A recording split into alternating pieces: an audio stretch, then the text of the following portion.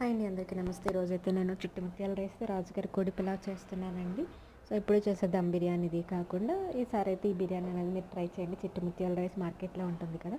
So first నేనైతే 3/4 KG చికెన్లో salt, పసుపు, కారం, అల్లం వెల్లుల్లి, అలానే కొంచెం జింజర్ గార్లిక్ పేస్ట్, లెమన్ వేసి గరం మసాలా వేసి చికెన్ అన్నది మ్యారినేట్ చేశాను ఒక హాఫ్ అన్ అవర్.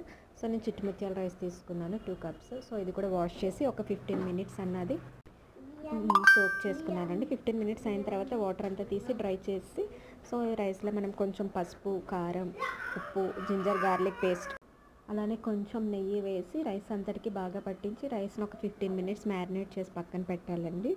సో ఈలోపు రైస్ మ్యారినేట్ అయ్యేసరికి మనకి చికెన్ అన్నది మనం కుక్ చేసుకోవాలి. సో ఆయిల్ ఫస్ట్ ఆనియన్స్ వేసి చికెన్ కూడా వేసి చికెన్ కొంచెం కుక్ అయిన తర్వాత అందులో కొంచెం కర్డ్, కొత్తిమీర వేసి చికెన్ 70% అన్నది మనం కుక్ చేసుకోవాలండి.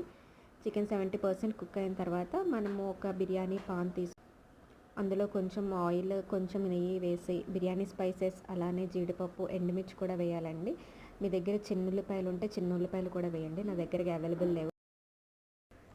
అవైలబుల్ లేదు కాబట్టి నేను వేయలేదండి. మీ దగ్గర అవైలబుల్ ఉంటే మీరు వేయండి. సో వేసిన తర్వాత అందులో చిట్టుముత్యాల రైస్ వేసి ఒక 1 మినిట్ ఫ్రై చేసిన తర్వాత ముందుగా కుక్ చేసుకున్న చికెన్ ఉంది కదా, 70% కుక్ చేసిన చికెన్ని కూడా వేసి బాగా మిక్స్ చేయండి. చేసిన తర్వాత 1:2 రేషియోలో వాటర్ తీసుకోవాలి. సో వాటర్ తీసుకుని వాటర్ వేసి మనము ఒక 15 to 20 minutes SIM to medium ఫ్లేమ్లో బాగా ఉడకనివ్వాలండి. సో ఇది మీరు వేడి మీద తింటే కొంచెం తడిగా అనిపిస్తుంది వాటర్, ఎందుకంటే ఆనియన్ క్వాంటిటీ కొంచెం ఎక్కువ ఉంటుంది కదా.